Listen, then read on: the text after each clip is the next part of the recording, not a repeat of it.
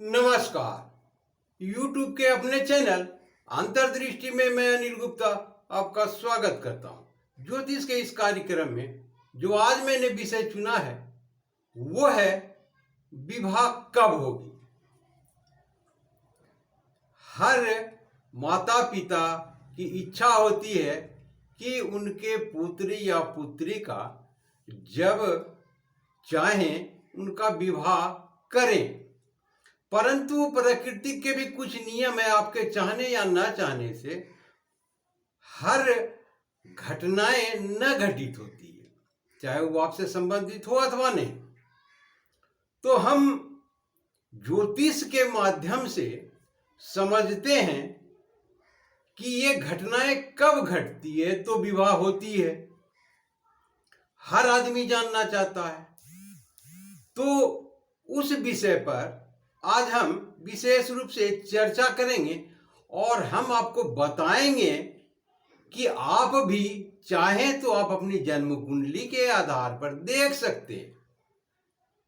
अब तो और भी आसान हो गया, जिनके पास जन्म कुंडली ना हो वो अपना समय ऐप पर लिख दें, यानी कि मोबाइल्स में कोई ऐप डाउनलोड कर लें, सॉफ्टवेयर कोई डाउनलोड कर दें ज्योतिष से संबंधित, और उनमें अपना नाम, पता और date of birth, date of time जो भी मांगता है वो दे दें। आपका निकल जाएगा आराम से उसमें, और आप देख सकते हैं कब किसकी दशा चल रही है। जो जानना चाहते हैं आप सब आराम से जान सकते हैं, इसमें कोई दो मत नहीं। तो सर्वप्रथम हम जब भी शादी की बात करते हैं तो सप्तम भाव से ही देखते हैं। तो सप्तम भाव में जो भी ग्रह, काल पुरुष की कुंडली में सप्तम भाव के स्वामी शुक्र बनते हैं। यदि सप्तम भाव में आपका जो भी जन्म कुंडली हो, जो भी लग्न की जन्म कुंडली हो, वृष हो सकते हैं, मिथुन हो सकते हैं, तुला हो सकते हैं, जो भी हो, उनके सप्तम भाव में आइए, लड़का हो या लड़की हो, जो भी हो, और देखिए कि वहां पर जो ये राशि बने हुए हैं इनका स्वामी कौन है। जैसे यहां 7 बना हुआ, 1 भी बना हो सकता तो मंगल हो गया उनका स्वामी, 2 है तो फिर शुक्र होगा, 3 है तो बुध होंगे, 4 है तो चंद्रमा होंगे, 5 है तो सूर्य होंगे, 6 है तो बुध होंगे।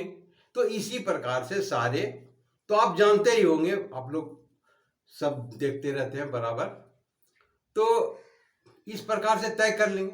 अब ये देखेंगे कि यहां पर कौन सा ग्रह बैठा हुआ। जैसे कि मान लीजिए शुक्र का घर है और यहां पर मंगल बैठ गए हैं। आपके जन्म कुंडली में भी कोई भी बैठ सकते हैं, ठीक है। दूसरा, तीसरा नंबर देखिए कि किनकी दृष्टि इस पर पड़ रही है। यदि 12वें भाव में यहां गुरु है तो 7, 8 और 9, यानी कि गुरु की दृष्टि इस पर पड़ रही है। मैं जो बता रहा हूं इसके विषय में बाद में बताऊंगा। तो आपने जान लिया कि इनका स्वामी शुक्र है, यहां बैठे हुए मंगल ग्रह हैं और इन पर दृष्टि गुरु की है। आप में किसी की भी हो सकती है, चंद्रमा की हो सकती है, बुध की हो सकती है, किसी की भी हो सकती है। तो आपने ये 3 जान लिया।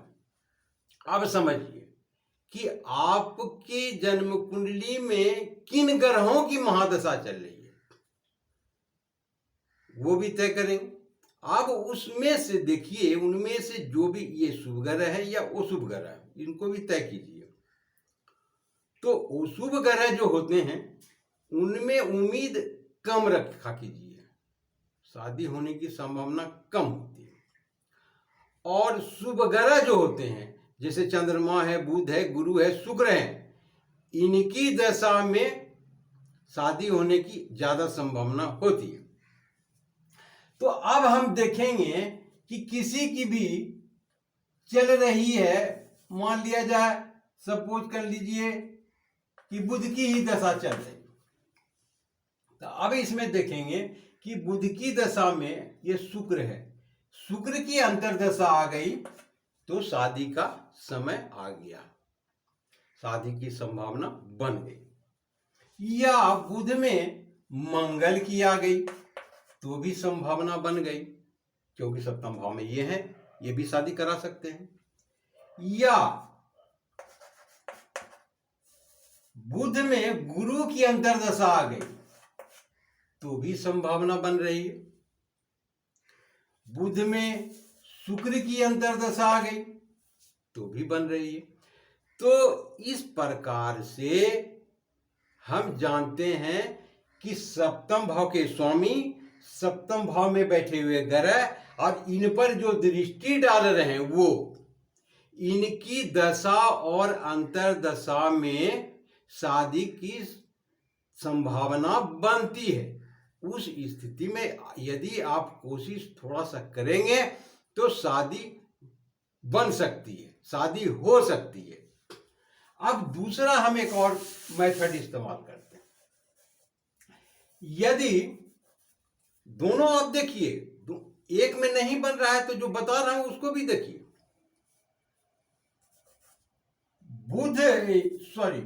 चंद्रमा और शुक्र की से चंद्रमा और शुक्र से कहीं पर भी बैठे हुए हो, चंद्रमा या शुक्र, सपोज कर लिए कि चंद्रमा यहां बैठे हुए, तो हम ये देखेंगे कि इनका सातवां घर कौन होता है? पांचवां घर। पांचवां घर में यदि कोई भी ग्रह बैठा हुआ हो सकता है सूर्य हो, तो इनसे सप्तम भाव में, चंद्रमा से सप्तम भाव में भी देखिए कि कौन सा ग्रह बैठा, तो उनकी भी दशांतर दशा में शादी की संभावना बनती है। अब हम देखते हैं शुक्र से। चलिए, इससे भी आपको नहीं मिला कि कुंडली में तो बन नहीं रहा है, तो अब शुक्र को देखिए, शुक्र यहां बैठे हुए हैं। अब यहां से देख रहे हैं सप्तम भाव में कौन है? चंद्रमा की राशि है, हो सकता है यहां पर बैठे हुए हो मंगल, कोई भी ग्रह हो, आप ऐसे हम आपको समझाने के लिए बता दिए। तो सप्तम भाव में इनके शुक्र से सप्तम भाव में मंगल है, यानी कि इनकी भी अगर दशा अंतर्दशा आएगी तो शादी होगी। तो हमने आज आपको बिल्कुल आसान तरीका शादी का सही समय चुनने का बता दिया। आप आराम से देख सकते हैं, इतना जो भी नियम बताएं होना ही होना है, उन नियम में से कहीं न कहीं आप ढूंढ के निकाल लीजिए।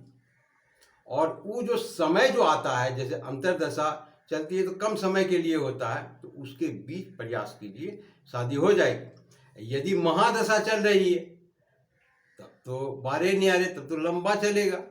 तो उसमें जब गुरु की अंतर्दशा, लड़की के लिए गुरु की अंतर्दशा आ रही है तो शादी हो जाएगी। लड़कों के लिए गुरु शुक्र की अंतर्दशा आएगी, शादी हो जाएगी।